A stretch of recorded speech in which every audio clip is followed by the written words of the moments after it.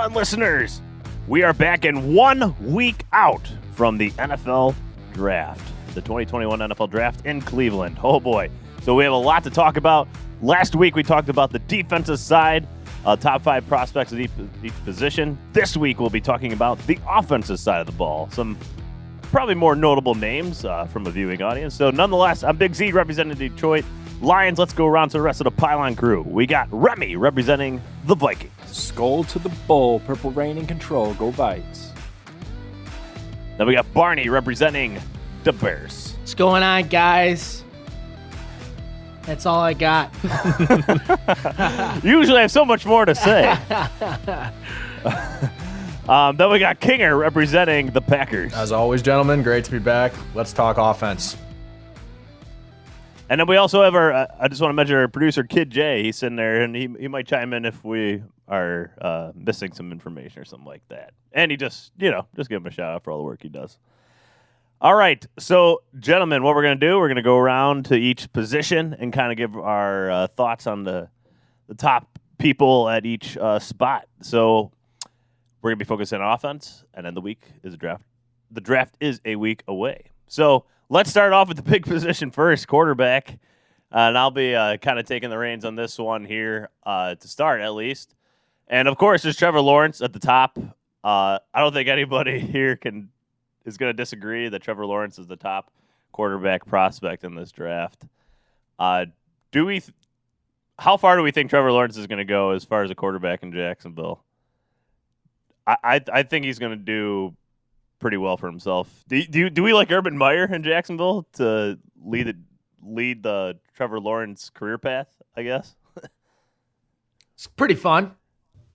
It'll definitely be interesting to watch. And I like their offense coordinator, Darren Bevel. I've always liked him. I liked him when he was in Seattle. I really liked him when he was working with Stafford in Detroit the last few years. So I think they have a really good offensive coordinator in place for him as well. I'll tell you, I got a bunch of Colts buddies who are not looking forward to seeing Trevor Lawrence for the next 15 years in the division.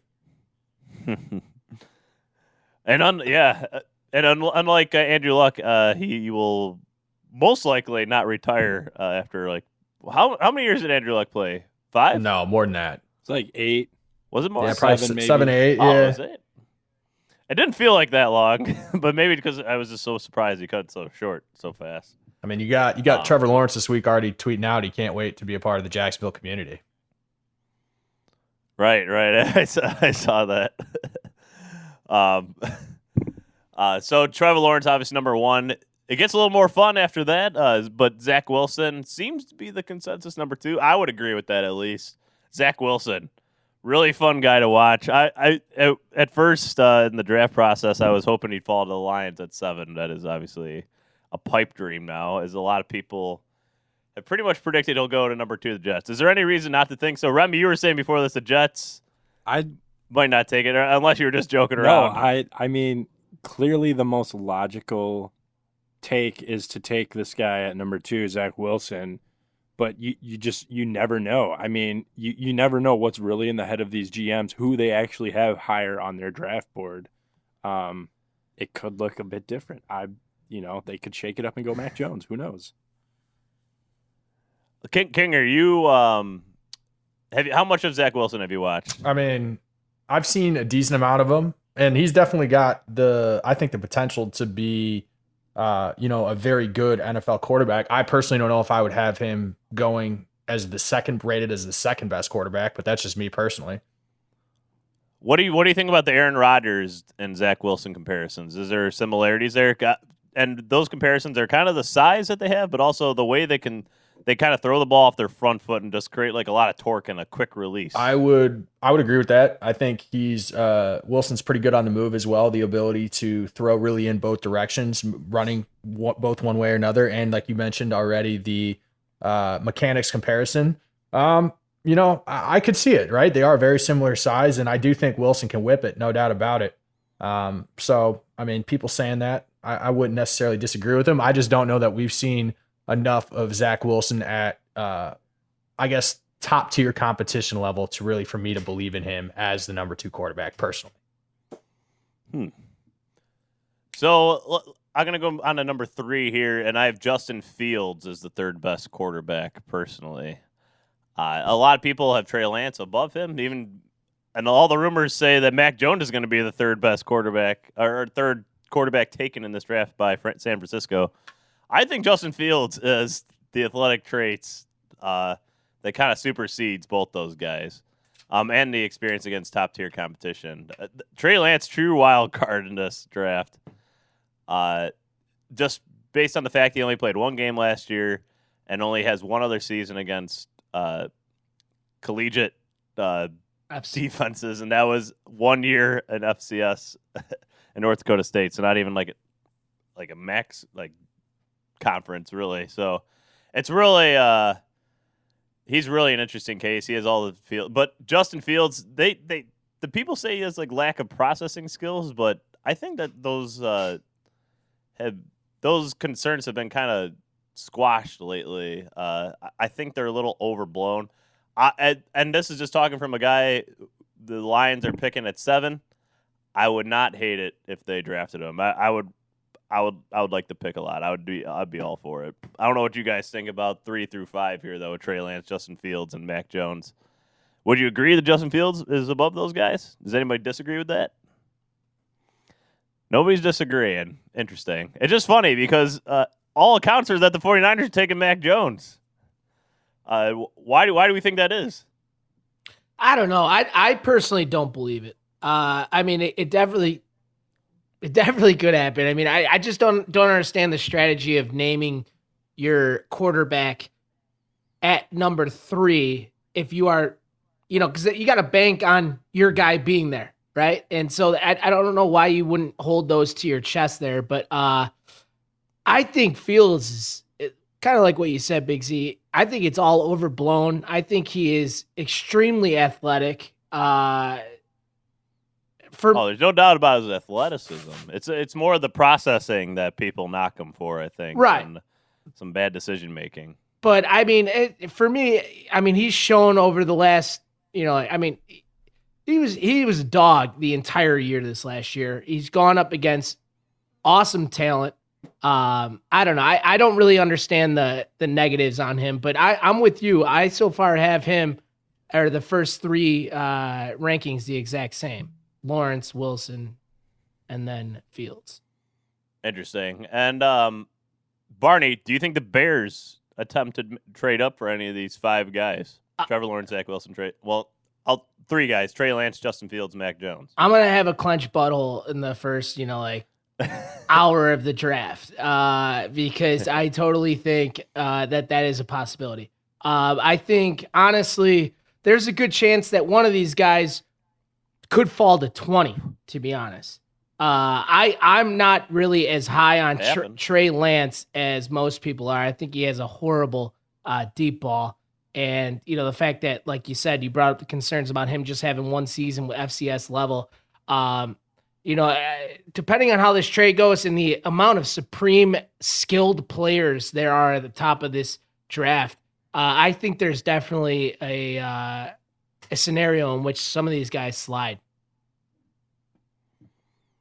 Yeah, definitely. I mean, we see it every year. So, but I mean, by all accounts, this is a very highly rated quarterback class.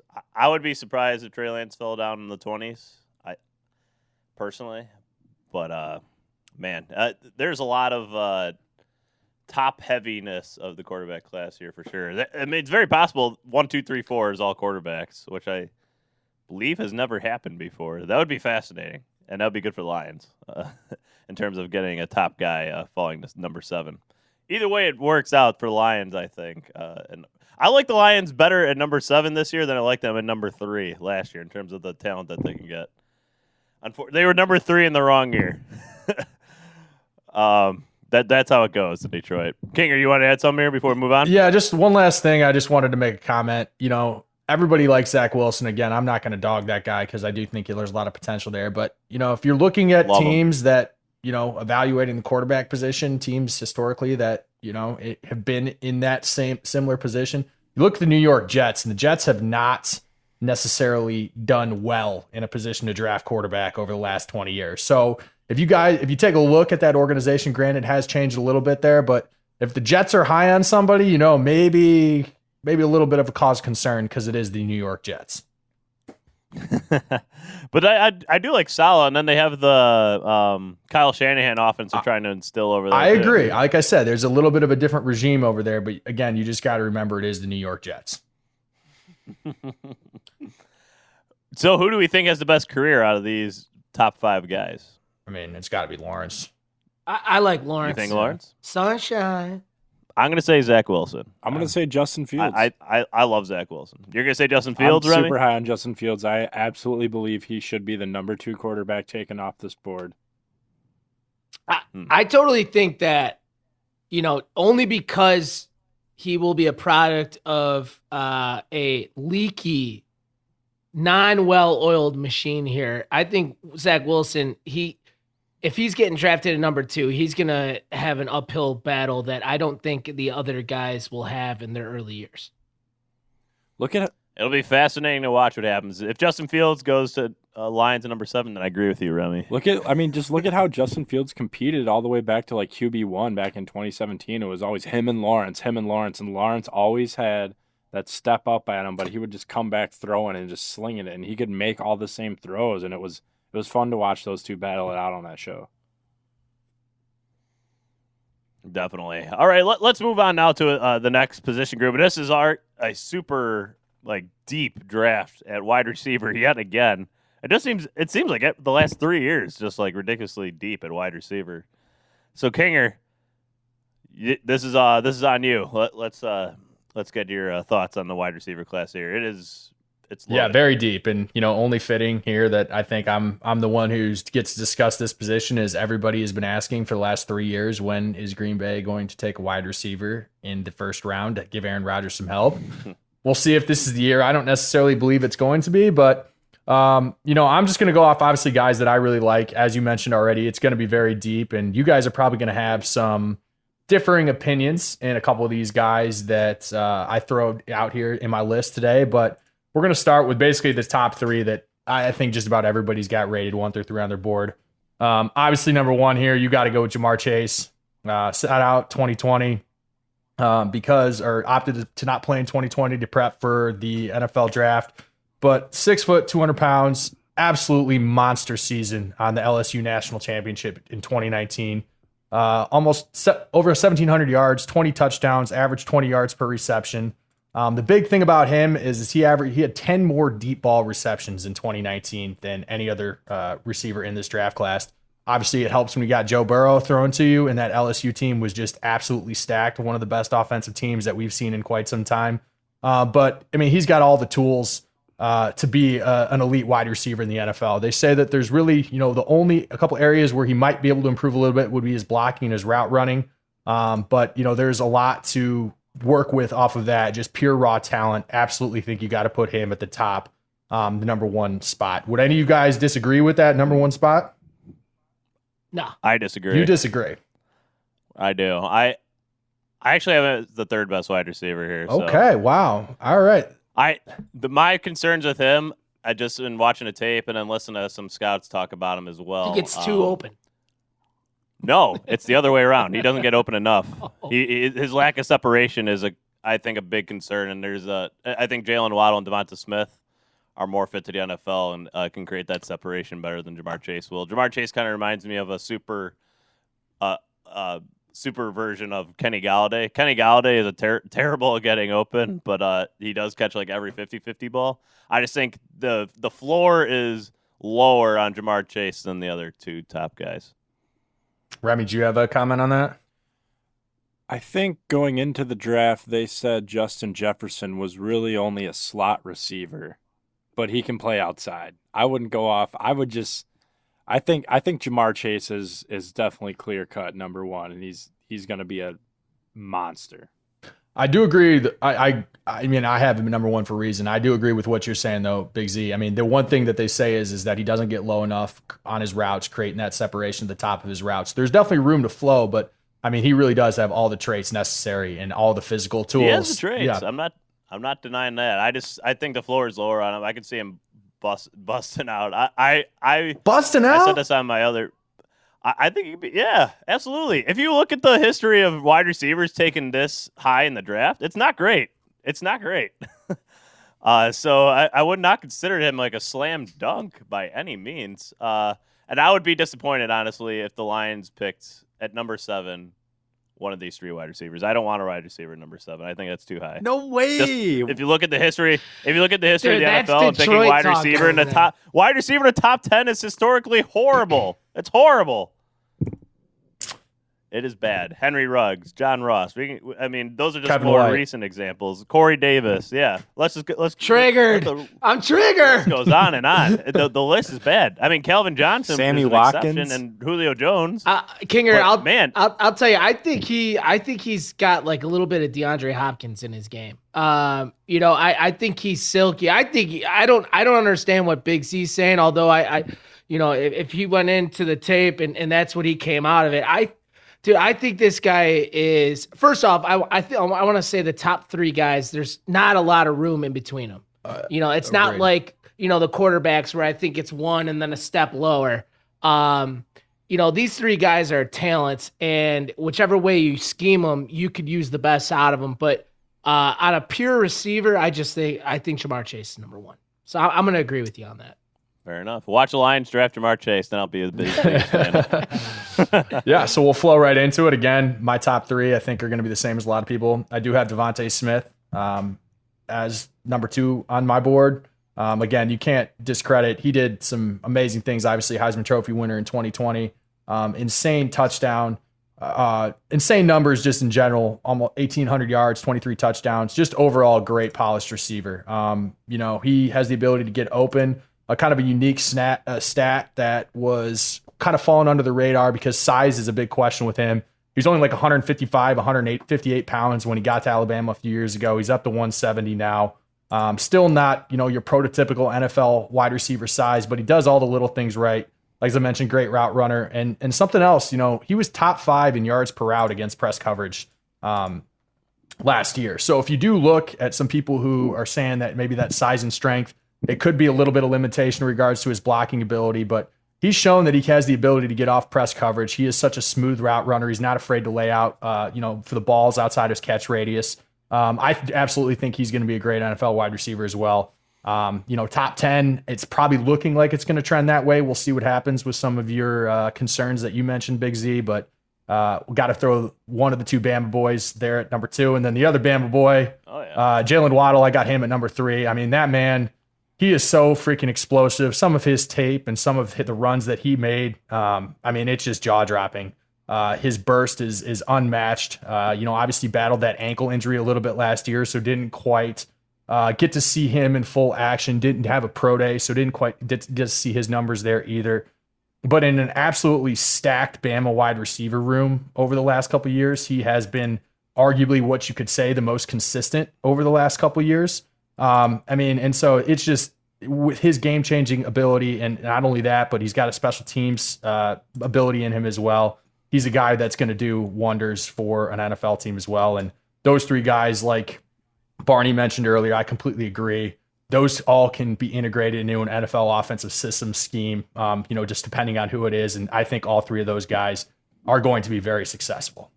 And then from there, really, this is where I think a lot of us are probably going to have differing opinions, because there's a lot of guys in this 4 through 8, 4 through 10 range that are going to be attracted by different teams based on what their skill sets are and who they like. If you overall look at the board, one thing that I noticed is there's not a lot of big receivers in this draft. You got a lot of good, mid-sized, smaller guys that have a lot of speed, a lot of quickness, the ability to catch the ball. So one name out here who I don't know that a lot of people are going to maybe have in their top 5, but I like, and he really broke out last year in a system where he maybe didn't even have to have a ton of motivation last year, or didn't have a lot of motivation coming off the national championship. But I really like Terrace Marshall Jr. out of LSU. 6'3", 200-pound receiver, hopped in that slot last year and really kind of filled that role that Jamar Chase played in 2019. But this guy's got all the physical tools to be successful in the NFL, right? I already mentioned the size. He's got great hands. He's got deep ball ability. He runs smooth go routes, smooth fly routes. Drops were a little bit of an issue, and I think some of the effort in 2019 was maybe not there where you needed it to be. But the man is, I mean, he's a big receiver with all of the tools, like I mentioned. And if you can kind of polish his game a little bit and get him motivated, I think he has the potential to be one of the better receivers in this draft. And then number 5, last guy I'm going to talk about. You guys know, you know who's coming here. You knew it's coming here. I'm going with my guy Rondale out of Purdue. Hasn't put. Didn't see that one. I mean, I'm going to say is after his pro day numbers, I think that based on what tape healthy tape he has had at Purdue, I don't know how you can not be willing to take a chance on this guy in the late first, second round. I mean, his 2018 numbers as a freshman were just absolutely insane. 115 receptions, over 1,200 yards, 12 touchdowns, led the nation in broken tackles with 33. I mean, this guy is just a straight gadget. The size thing is going to be a little bit of a question. He is only 5'7", so they're saying 5'9", but I think he measured at his pro day. He was 5'7", like 185. But he didn't bench, but almost 25 reps on the bench press, 4.29 speed. This guy, not Tyreek Hill, I don't want to say, but he can be used in a lot of similar ways as Tyreek Hill. He has the ability to catch the ball, explosive, lateral quickness, both lateral and upfield. For a team that's looking for a possession receiver that can be moved around in different positions, I would still put him above guys like Kadarius Toney or Elijah Moore, a couple of the other slot receivers that are getting a lot of hype. So that's my top 5 personally. A guy, can he stay healthy? That's the big thing. I mean, the size and the staying healthy are the two things you got to have questions around it. But he's an absolutely freak physical specimen. He works hard, and I think that if put in the right position there, he's going to be able to really produce for a lot of NFL teams. Kinger, you're talking about how he's like 5'7", 180 pounds. I have never seen, I don't even want to say like this little of a guy. I just mean wide receiver from, as a standpoint. I have never seen a wide receiver break as many tackles as this kid does. Yep. And he's got thighs for days and just runs through arm tackles. Mm-hmm. So I'm with you. I actually got him as my number 4, so I got a lot of praise for that guy too. But like Big Z said, he's got to be able to stay on the field to award that. So his injury concerns takes me out of the top 5. I mean, did you guys watch like Elijah Moore or Kadarius Toney? They arguably broke just as many tackles this year. Yeah, I actually do not like Toney. I think Toney has some issues. Tony's like, the product of a Mel Kiper. Year. Yeah, I'm with you. And here's the thing. I think Elijah Moore, I mean, the difference between I think Elijah Moore and Rondale Moore is strength, pure strength. Because Elijah Moore is great at contesting. I have him probably at 6, maybe 7 in my wide receiver board. And he had the most. He caught 73% of his contested throws last year in 2020. I mean, the man does impact and he's got the ability to catch the ball. But he is not as strong as Rondale Moore. And his ability in press coverage has not been necessarily good on tape. And so I do think there's some upside with him. I'm with you, Barney. I like him over Toney. Toney's got some issues, but I just think the good tape that Rondale Moore has, you got to take a flyer on him personally over a couple of those other guys.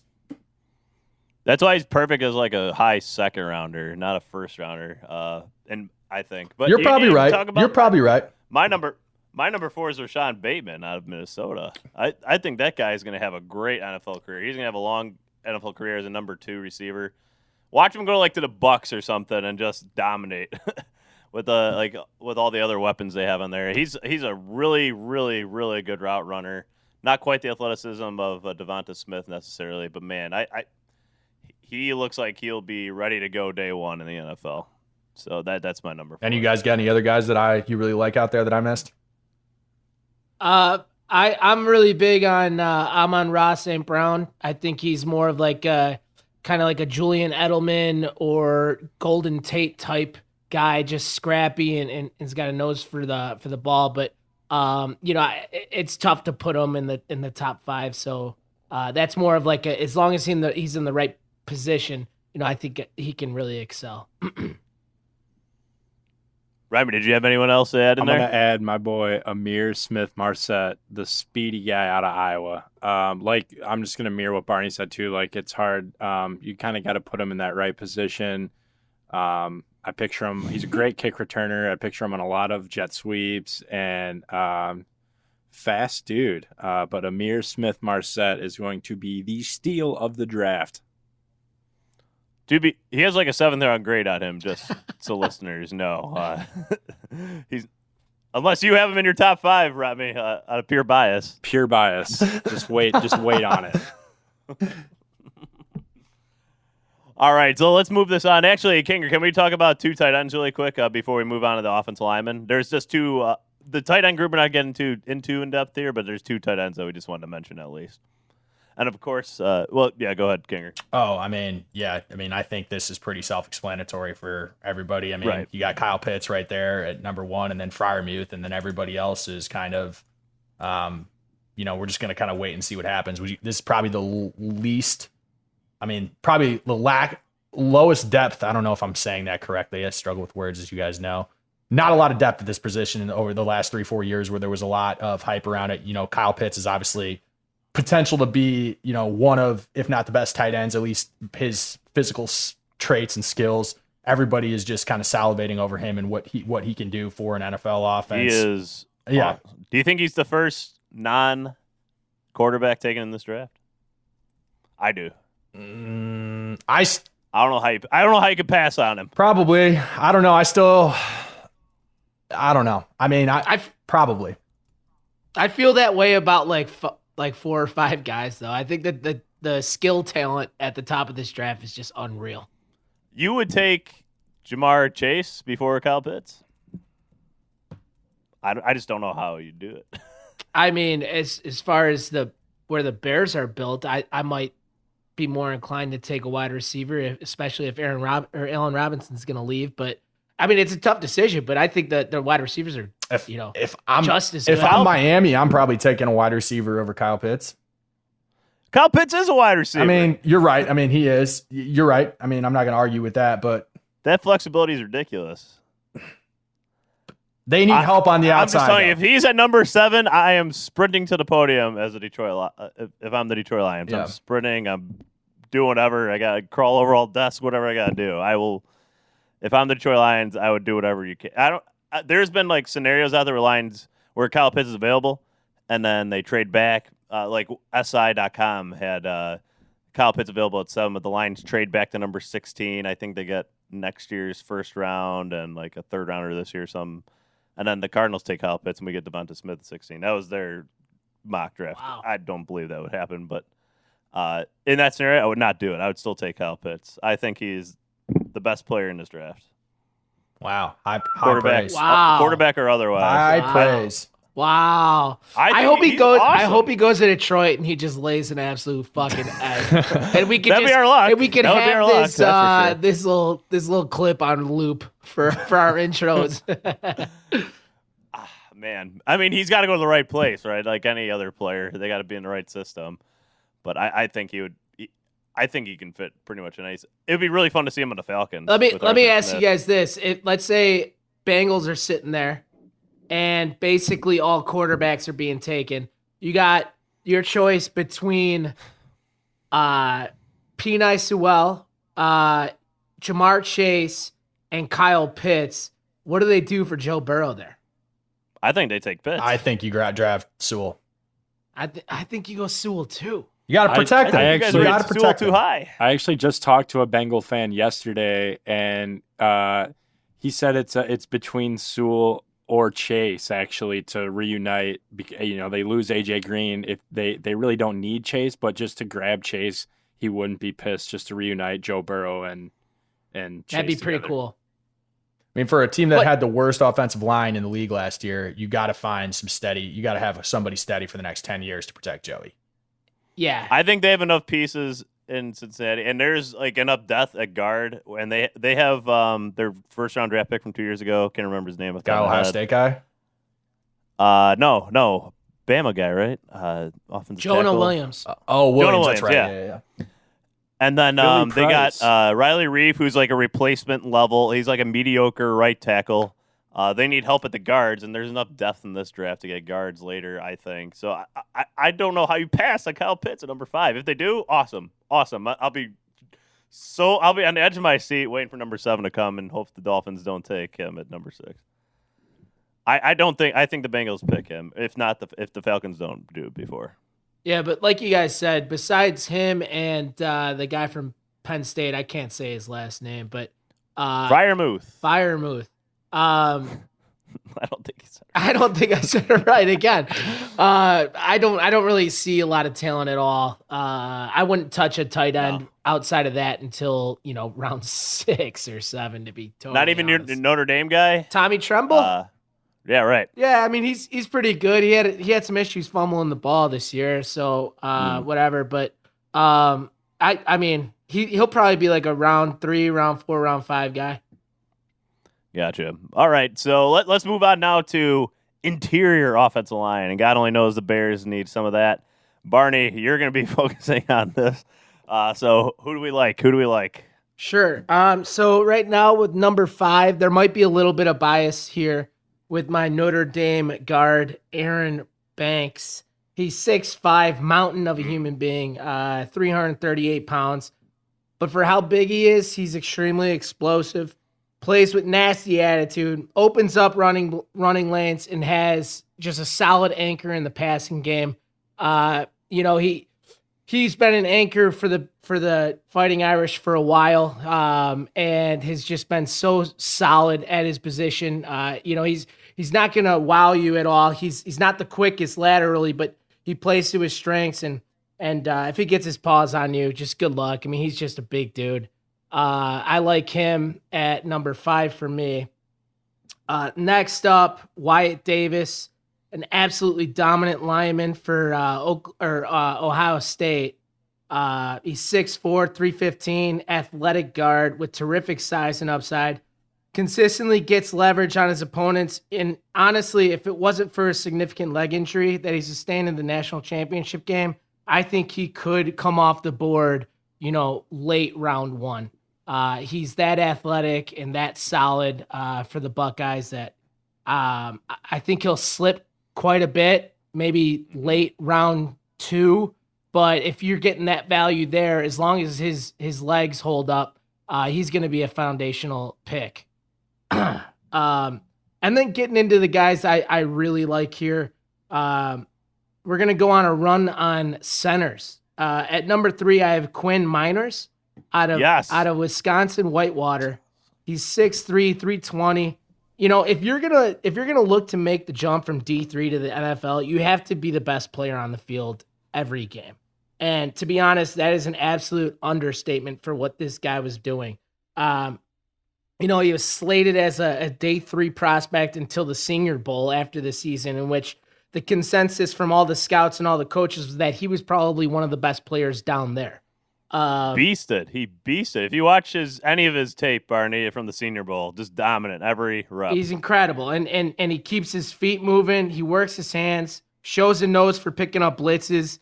And I'm just going to throw it out there. He's a wrestler. And if you know anything about being an offensive lineman, if you have wrestling in your background, you're good. You get it. I like this guy. I'm going to be rooting for him just because who doesn't like D3 players like that? Ben Bartsch was one from, I think, last year that basically did the same Excel path where he only made his name at the Senior Bowl. And I think this is going to be a guy who goes round 2. Maybe late round 2, but round 2. Just a little more on him. D3. I'm a former D3 football player myself, so I'm always going to root for these guys. But D3 didn't have football this year, like D1. So what he did in this offseason was work with J.J. Watt's trainer all offseason up in Wisconsin, and it obviously did wonders for him. And in addition to that, I just like his video. I don't know if you've seen the videos of him working out where he's like doing reps against like a tree. He's like, like offensive linemen like to pound their hands out like for quick reps. Like they usually are hitting a sled instead. In these videos, he's like hitting a tree. That's great. Good guy to root for. All right, move on. Number 2, I'm going with Landon Dickerson from Bama. He's 6'6", 330 pounds. Before he became the household name at Bama, he was the first true freshman to start for Florida State since Jamie Dukes in 82. You guys know Jamie Dukes. But, he tore his ACL and looked for a change of scenery with Saban. From there, it was just such a great choice. He was second team All-SEC in his first year in Tuscaloosa. His outstanding play landed him the Remington Trophy as the nation's best center. To go along with his size, he has range and reactive athleticism, giving him the ability to get to the second level. He unrolls his hips well. This is another guy that, for me, would have gone clearly round one had he not had some injury history, again, with that ACL his freshman year. But he's a really big dude, and I think, just like the guys before, as long as he's healthy, I mean, this guy's going to pay dividends like none other. He's going to be a solid pick, especially in day two if he goes that far. But last but not least, Creed Humphrey out of Oklahoma, 6'4", 302 pounds, 3-year starter at center, and never allowed a single sack. He's a 2-time captain. This guy is all the intangibles desired at the NFL level. He's praised for his leadership. He has the recognition to make all the calls up front. He kind of reminds me of like a lot of a tape from like Quentin Nelson, even though he's a guard, from when he's able to pick up late blitzes and speed rushers. This guy just understands football. He clearly has an understanding for leverage and how to win hand-to-hand combat. He finishes blocks better than anyone that I've seen at the center position. He picked up most of his traits at a young age of 4 when he started wrestling. He's been a wrestler forever. His dad was like a 2-time All-American in college for the Okie State Cowboys, I believe. Might have been the Sooners, but honestly, if you can't tell right now, he's my draft crush for the Bears. I think if he's available at 52, I will be wondering why, because guys like Cesar Ruiz and past centers that have gone in the first round, I don't think can hold this guy's jock. I think he's the real deal. Awesome. Does anybody else have anything to add about the interior offensive line?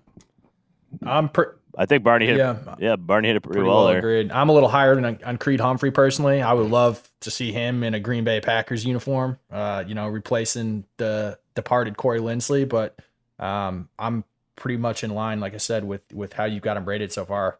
A lot of good talent there up at the top. A lot of good athletic dudes, like you said. Oh yeah. We can talk about Quinn Miners some more if we want. My favorite player in the draft. No? All right. So let's move on now to offensive tackle. Remy, the Vikings, are they going to be looking for one? And who might that be in the first round? Or who's your top 5? Oh, I definitely. That's one thing the Vikings do need. Number 1 on their draft board should be an offensive tackle or guard. I'm not mad, whoever they take. But my top 5 offensive tackles. Clear cut number 1, I think we can all agree, is Penei Sewell. Absolute monster. 6'6", can just dominate. And he's clear-cut favorite unless others think otherwise. But every mock draft I've seen, it's kind of he's first off the board. Second, then Rashawn Slater. That's who I was kind of hoping Minnesota was going to land. But then more and more as the weeks go on, you see him just moving up draft boards. So I'll be shocked if he's there. That'd be your dream. I think that would be your dream. At 14. Remy. It'll be pretty close. I also I wouldn't be mad if we also got this next guy at number 3. I think you can maybe interchange him out for 2 or 3. It's Christian Darrisaw out of VT. So him or Slater, I'm hoping are there at the 14th pick. Number 4 and 5, just kind of a toss-up to me because honestly, I don't know too much on him, but Tevin Jenkins out of Okie State. Pretty big dude, 6'6", and then you could interchange them too. And then all the Dylan Radins from NDSU, who is also 6'6" as well. I don't know, do what you want with them, but those are my top 5 tackles. What about Liam Eichenberg, Barney, out of Notre Dame? You like him? He gets knocked for not being the most athletic guy, but I don't understand how you can watch that guy's tape as he is absolutely dominant. I love him. He's my number 5. But I think, kind of it's hard to place these guys. Remy did a solid job. These tackles are so deep this draft that, if you're in the market for one of these guys, you're going to get a solid starter, round 2, maybe even round 3. Yeah, definitely. And actually, Remy, I wouldn't be so sure about all teams putting Sewell ahead of Slater. I've heard some mixed things about that. Some people like Slater over Sewell. I would totally. I think love they're a lot that. closer than Right. you're giving it credit for. I think Slater actually fits better in Minnesota's like zone running scheme Right, too. yeah. He has a little more lateral quickness. He's 30 pounds heavier or lighter. Did Sewell opt out? Yes. Yeah, both Sewell and Slater did opt out last year. One thing But Sewell's going to not even be 21 when the season starts. That's crazy. what I was going to say. One thing about Sewell is he's also about a full year and a half younger than a lot of these other guys out there. Like his birthday, I think, is in October. So, yeah. I mean, I agree with you, Big Z. I think that Slater's been quietly, or I'm not even quietly. He's been definitely moving up the boards on a lot of people and competing for that top tackles position. He works with Duke Manyweather out of Texas as well, who that guy's O-line masterminds. I don't know if you guys have seen or heard of that guy at all, but he's been credited a lot for getting a lot of good young talent developed over the last few years. And Slater's, maybe not quite does have all the hype that Sewell does, but I definitely think it's 1 and 2, those guys, and the rest of them are all going to be solid. But who knows? Maybe a couple of these other guys we got listed here, 3, 4, 5, they've definitely got the potential because, like you said, this is a very, very deep tackle class. I just want to throw out, there's some 6'8" and above offensive tackles that I think are just fun to at least mention. So you got Stone Forsythe out of Florida, 6'8", 307. Remy, maybe know about this guy, Spencer Brown out of Northern Iowa, 6'8", 311. Do you know anything about him? Not too much, other than Northern Iowa's actually been producing some top talent these past couple of years.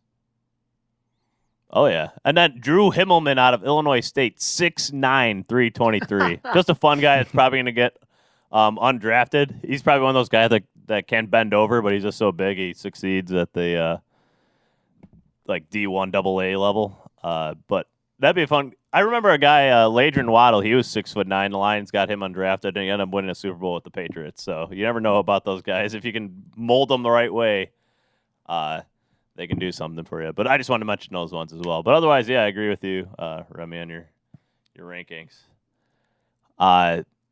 Man, I mean, do we have anything else to add to the offensive tackle class, or are we ready to move on to last segment here? So let's move on now to running backs. This one's pretty fun. It's going to be hard to tell exactly where these guys go. It's a lot of people have Najee Harris going to Pittsburgh first overall. That's what I've seen in most mock drafts is like where the first running back will go. It's hard to disagree. I would pick Najee Harris probably first in this running back class too. Just a beast, 6'1", 232. That size is hard to come by with the speed that he's at least shown on tape. I don't think he actually ran an official 40 time. That'd be my first running back. Then Travis Etienne. He probably would have been drafted a little higher if he came out last year. But and there's another guy I'll mention briefly that should have came out last year too. Also, did you guys see Bryce Love? I think he got released recently. Tough break for that guy. A guy that could have been a top 15 draft pick. Now he's not even on an NFL roster currently. Anyways, let me dive back in. Travis Etienne, my number 2 running back. Javonte Williams. This is my favorite running back at number 3. I could see the Lions getting him early in the second round. This guy, you talk about breaking tackles with the wide receivers earlier. This guy does it from the running back position from North Carolina. North Carolina has 2, and then Michael Carter. Right after that, I have 3 and 4, 2 North Carolina running backs. Both averaged over 8 yards a carry last year. Hell of a 1-2 punch out of them. Javonte Williams a little younger. He's only 21 currently, so I like him a little better. And then number 5 is pretty tough for me. Kenneth Gainwell out of Memphis. More speed than Trey Sermon. But, man, I'm just going to go with what I watched more last year, and that was Trey Sermon dominating near the end of the season, taking over for that Ohio State offense. He was a lot of fun. They missed him near the end of the season in the playoff there. So I'm going to go number 5, Trey Sermon. And that might be a little biased, just my Big Ten bias, but really fun watching a guy that's going to be tough and a good like backup running back. I feel. Did you guys have anybody else you wanted to discuss or disagree with my rankings at all? Okay. I just want to mention someone else on this list too. That it's just unbelievable. Like I've seen Chuba Hubbard have a 5th round grade on him, which is pretty crazy because he came close to winning the Heisman not that long ago. And now he's getting a 5th round grade on him. That's a pretty long fall, and a guy that definitely should not have stayed in college another year just for his draft prospects at the very least. So that stood out to me. And then another guy, just from a pure stats perspective this year, leading rusher in the nation, Jared Patterson out of Buffalo. Just beast a couple 300-yard plus games, a 400-yard game in there. Junior out of Buffalo, 5'6", 195, 4'5", 840. So not too bad skills, but I think that guy can read a hole really well. Just 2 more guys I want to mention, not necessarily in top 5s. They'll probably be 5th or later, but fun to mention nonetheless. Barney, I'm gonna throw out one guy. Yeah. I absolutely love him because not that I would love him for my team or whatnot. I don't know how much his game will translate, but Jermar Jefferson. Out of Oregon State. It was a battle between Oregon and Oregon State. Your boy had Oregon State, I think, like plus, a touchdown this last year. He went off for like 250 yards. I mean, he was an absolute animal, and I just want to say shout out to him because he won me some money. He alone. Hey, sometimes that's all you need to get on at least get on the radar, win some people some money. All right. So I think that kind of takes care of the running back class. Again, it's not a super, I want to say deep running back class, but maybe we just don't know enough about all these guys. It's so hard to tell, especially in the late. But also the running back position has been so devalued lately. It's kind of less exciting to take one in the draft. Who do you have at the top 2? I Najee Harris and ETN. Okay. The same. I think those are pretty clear top 2. I think Najee Harris offers more at the NFL level just from his size. Yeah. Like a Derrick Henry light type running back. Maybe.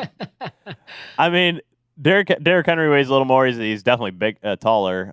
So that's why I said Derrick Henry light. I think he has like similar balance and ability to break tackles. But actually, what he offers more is out of the receiving game than Derrick Henry can do. So I think that light in the running game, not light in the passing game. Yeah, he reminds me of like a little bit more powerful Matt Forte, to be honest. I mean, he's about as sure-handed as a receiving running back gets. I wouldn't say he's as smooth running as Forte was, though. That's sure the difference, I'd say. Matt Forte was really a smooth runner. So okay, or fluid is the better word, I guess I'd say. Fluid. All right, so those are our offensive rankings for each of the positions on the offensive side of the ball.